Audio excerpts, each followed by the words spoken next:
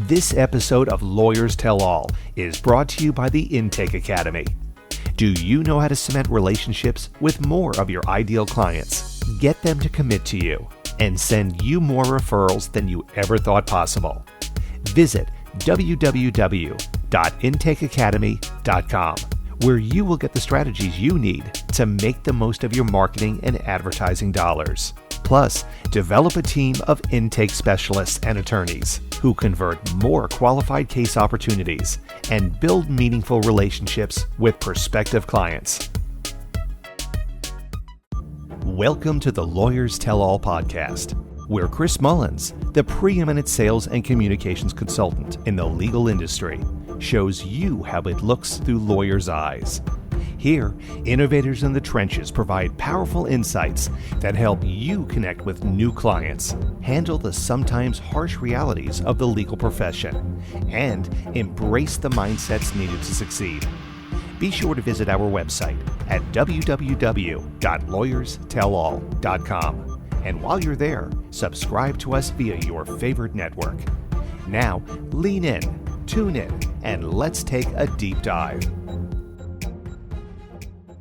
Hello, everyone. It's Chris Mullins with Lawyers Tell All, and today I am interviewing Lee Milteer, and Lee is going to tell you about herself. Well, thanks, Chris. It's always great to see you. I am a professional speaker and author. I've written 17 books, 5 bestsellers. I specialize primarily in helping people with mindset, attitude, all those things that actually hold them back from making more money, enjoying their life more, having a better life. So I've been around for a long time. I was partners with Dan Kennedy. I've worked with a lot of lawyers. My grandfather was a lawyer. I wanted to be a lawyer in high school. And here we are. And I'm so excited to be here because the title of your show is so fantastic. So thank you for having me, Chris. Yeah, absolutely. So mindset. Why is mindset so important to lawyers? Mindset is so important for lawyers because one, you're juggling your family, your life, your staff, your clients, you're juggling all this stuff. And primarily because I know a lot of lawyers and work with a lot of lawyers, I find that they often neglect themselves, that they are inundated in negative news, problems, and challenges all day long. And what happens is, what you consume in life, you start to become. And primarily lawyers consume problems, which gets very overwhelming for them.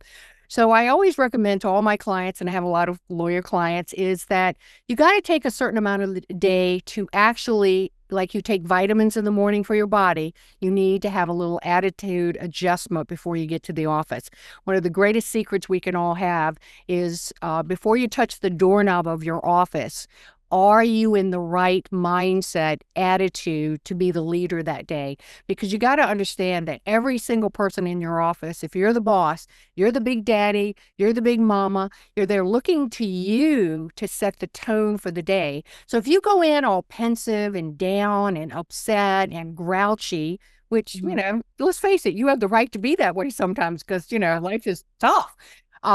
You set that tone and you create that role model to everyone around you who will adapt to it immediately.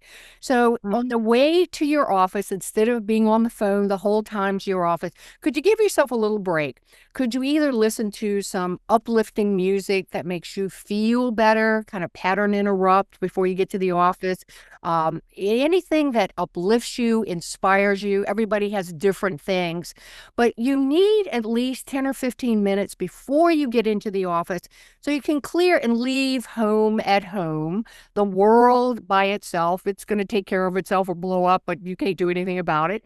And actually nourish the self a little bit because you chose this profession. You chose to be of service to people, and you really cannot be your best unless you actually remember what you focus on expands. And if you're only focusing on what's wrong with life, well, you tend to attract more of that. So I've had a lot of really huge coaching groups.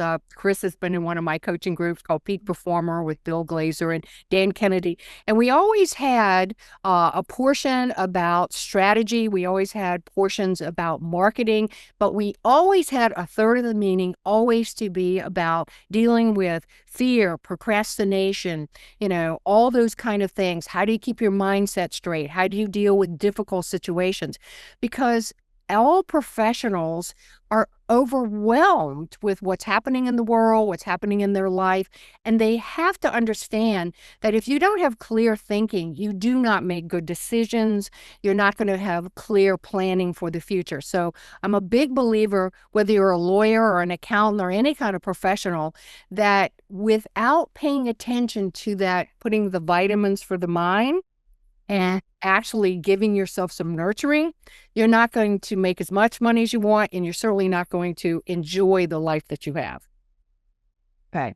Well, so let me just ask you this question. I'm just going to rewind for a minute. So you have an attorney that is putting all kinds of negative thoughts in his or her head. And how do you slow that person down enough to realize that they're actually consuming it and they're becoming it? Because not everybody's going to really buy into that. No, and that is a huge challenge in the last few years specifically. Social media has actually been a great detriment to people's attitude. In fact, it's proven that if you get up in the morning and you just attack your emails or social media first thing, you're going to be prone to depression. Because if you look at the feed, what you consume is actually going to eat you. So if you are in a bad, unresourceful mood, one of the things I ask people to be is aware. Okay, admit, okay, I'm not in a resourceful mood. What have I been thinking or exposed to for the last 20 minutes? And suddenly you might realize, oh my goodness, I just got out of this horrible meeting and these difficult challenges. And now your self-talk has taken over. And it's a really interesting thing, Chris. Self-talk is so important, but most professions don't teach anything about it. But one of our things about self-talk is that we are actually self-fulfilling prophecies. And that we give up on problems way too soon before we find the solutions, because we're actually saying to ourselves, well, this is impossible. This is difficult. Nobody should have to deal with this. This is very negative self-talk. As a matter of fact, about 80% of an average person's self-talk is actually negative. Now, can you imagine what it is on a really bad day? It'll be almost 100% negative. And when you have negative self-talk, you're not actually tapping into your brain reservoirs of solutions, peace, figuring out a way to make this work. You're actually overwhelmed. And today, because of all the training of social media, people aren't reading the kind of books that they used to read about success. As a matter of fact, and you and I both know this to be true, there are very few people actually reading books. Yeah, right. It's a sad thing, because I don't know what they're doing, but they're absorbing news and media and things like that. And I don't have to tell lawyers, they already know this. The media has an agenda, and that agenda is to get eyeballs or to get ears for their commercials. So they're keeping you there with getting your blood pumping and getting you scared and getting you upset, because they got you, and that's how they make their revenue. And so we have to break those really bad habits. You not on a regular basis exposing yourself to something that uplifts you, makes you feel good, it's going to actually make you a very bad parent, a very bad spouse, a very bad boss, because you're not bringing anything positive to the table. You're just, basically being the result of the negativity around you. And I think we're a part in the world that we really need leaders who will know that there are challenges, but always know that your mindset is going to determine exactly how successful you become in every situation. And the other thing is stress absolutely short circuits your brain. And that means that all your brain isn't working to do the job that you signed up to do. Mm-hmm. All the critical thinking. So what about staff? So why is it important for the attorney, the managing partners, to not only understand mindset and work for themselves, but also provide it to their staff? Why is that so important? And when I say staff, I'm talking about the attorneys, the paralegals, the intake sales representatives, everybody on the team. That is a fantastic question. Because I speak to lawyers a lot, one of the first things I always say is, if you're not curating an environment of a message of positivity in your office, you are leaving so much money on the table. So think about all the new people that you're hiring. They just got out of school in college and they're living on social media. God only knows what they got taught in college, because that's kind of questionable these days and scary. And their parents, let's face it, most people's parents didn't know about, controlling the mind, controlling the emotions, controlling stress. And so a lot of people in your office have absolutely zero training on any kind of mindset, on how to deal with procrastination or criticism or failure or making a mistake. And here's the problem. They aren't taught about critical thinking in stressful times. If you would consider giving your staff some information that actually empowers them to make better decisions, because their better decisions is either making you money or costing you money. And because I deal with a lot of lawyers, I hear unbelievable horror stories about, the front desk telling, you could go to the lawyer down the street and, save money and crazy stuff. I just went to a lawyer 3 weeks ago to have a will updated. And when I left, I need to send an email to the lawyer that I was with telling her that her staff had the worst attitude. They pretty much ignored me sitting in the office. They were on their phones. They had an attitude. And I'm just asking everybody to consider that even if you have had people who in your office for a long time, where are they getting positive information that would uplift them, inspire them to be an asset for your office and your law practice versus a drain that you might not even know about? And, Chris, one of the things I love about you, what you do for people is you give them all these scripts, and they need those scripts badly, but they also need to be able to ad lib. And that when there's, what hits the fan in the office, and we all deal with crazy people regularly, that person can be calm, that they can have critical thinking, they don't take it personally, and that they can have compassion and do the right thing, say the right thing. And really, I want you to think about your legacy. So most people don't think about legacy in their office whatsoever, but if you do something that inspires and uplifts the people, your team, and let's say it's something you've done that has made them feel appreciated and they've learned something good. Most of them have kids at home, grandkids at home, family.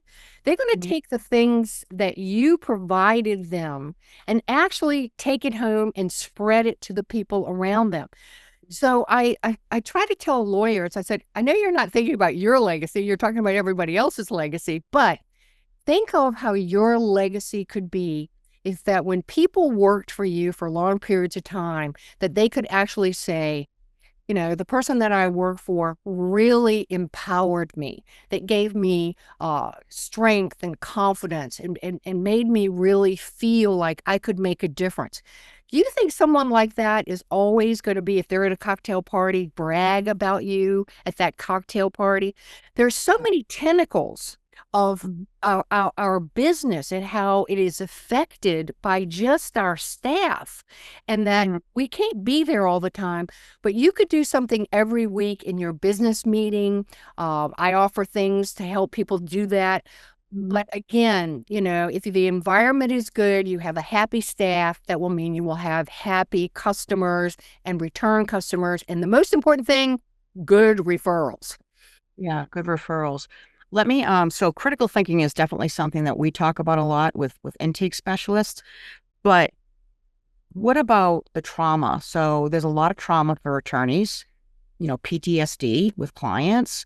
The intake specialist is the front line. They're listening to the stories, the raw stories of the accident and fatalities and people crying on the phone. And so all of this is critical thinking. All of this is being able to stay calm and to not fall apart, but also for attorneys to not still be that number one for suicide. Wow, that's a big question. Okay, so all right, so do you want to talk about the staff or the attorneys maybe being overwhelmed? Let's go to the staff first. Okay, the staff. I think it's really important that you realize that if your staff, particularly the intake specialist, if your staff is listening to this all the time, what are you doing to break those pattern interrupts? And Chris would obviously help you a lot more than me on the scheduling of all that, but you could do things. You could buy books for people or audio books for people or enroll them in things that would give them I'm not expecting the lawyers to become motivational speakers, by the way, but I am expecting the lawyers to realize there is needs by their staff that are being unfulfilled, and that you're sharing with those people who work for you that, yes, you're listening to a lot of trauma, but that you're the helper. You're the person of service. You're the heart that's reaching out to them and letting them know that they're feeling heard. But you've got to realize that intake specialist has just grabbed all this negativity, and that they may need, maybe a little break more than you're offering, or some pattern interrupt, or something that gets them out of this feeling of, oh my God, do I have to do this all day? And I'm sure people must think that way. So I would definitely recommend that lawyers who are in charge really start to pay attention to, if I don't nurture the people who are nurturing my clients aren't going to get the nurturing they need. And as far as your comment about lawyers and suicide, this is a pure case of one-mindedness, that they have entangled themselves so deeply in the dark, entangle themselves in the problem, and feel that they are hopeless, that they have to have a ray of sunshine. They have to have a way to find something good in life. And some of these people are dealing with depression and, other problems. And sometimes you have to step away from all that and realize, I'm only one person. I'm not qualified to fix the whole world, because if I were qualified and had money and time to do all that stuff, I would be able to do that. But the only thing I can ever control is my environment and what I think. And you know me, I'm a professional speaker. I sometimes travel 100 cities a year.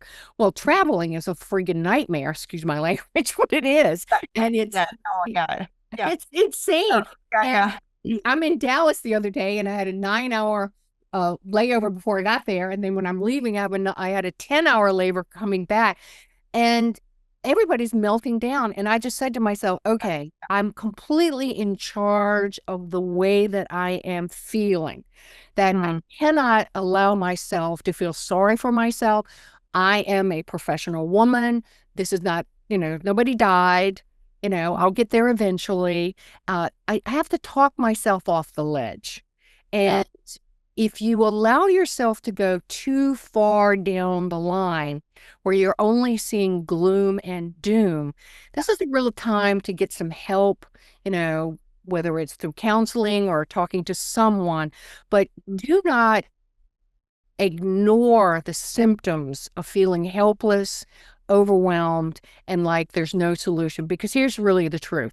There's always a solution. We just haven't found it yet. As a matter of fact, when I do meetings for lawyers, I always tell them that whenever there's a problem and people start saying, oh, we can't figure this out, I always go, well, you just haven't figured it out yet. And that means that we need to start asking ourselves, what are the resources that could help us?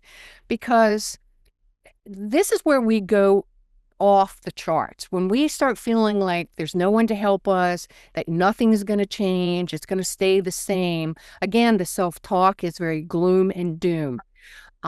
I had as you know, my husband was murdered a number of years ago on Christmas Eve. And that was a completely horrible situation beyond words. It took me a little while to get my sea legs back and get back on track. And I had very close to suicidal thoughts. I'm serious. And I realized at that time, red alert, red alert, red alert. I had to go get some grief training. I had to take care of myself. I had to take off from my business for a while. I actually spent most of my time in the library, which was about 3 miles away, and I found self-help books. And those self-help books literally saved my life, because the caliber of information determines how I feel. So I turned off all the news, wouldn't talk to the reporters, wouldn't talk to anybody. And I just focused in on, I am powerful enough to heal the situation for myself, find the right resources, and thrive.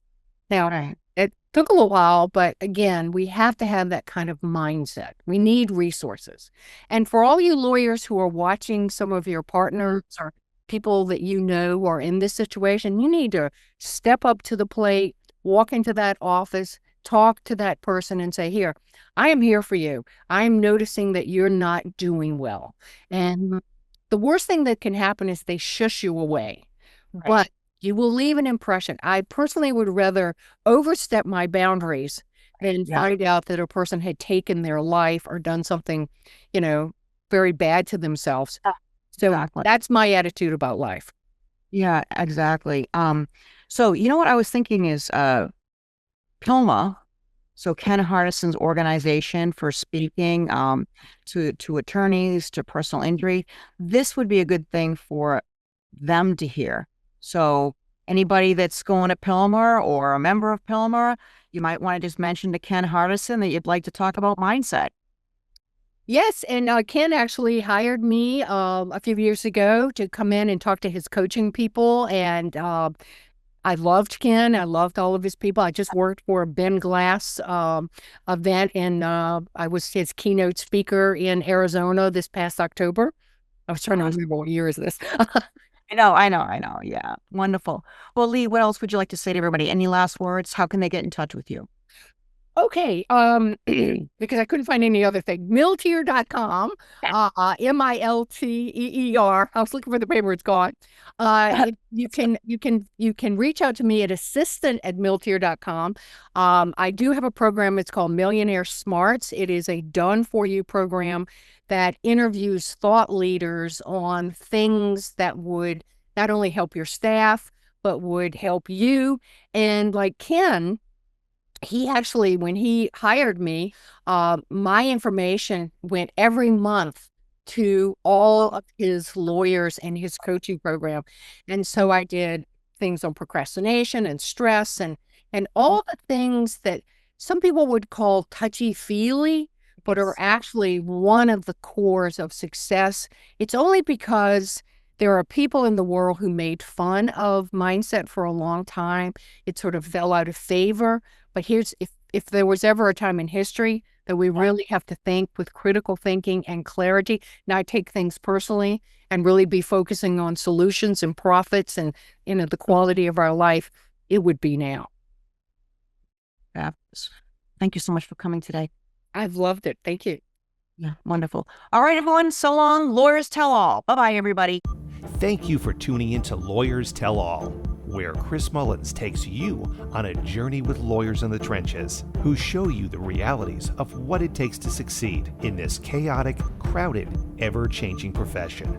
Remember to visit our website at www.lawyerstellall.com and enjoy even more great episodes like this one.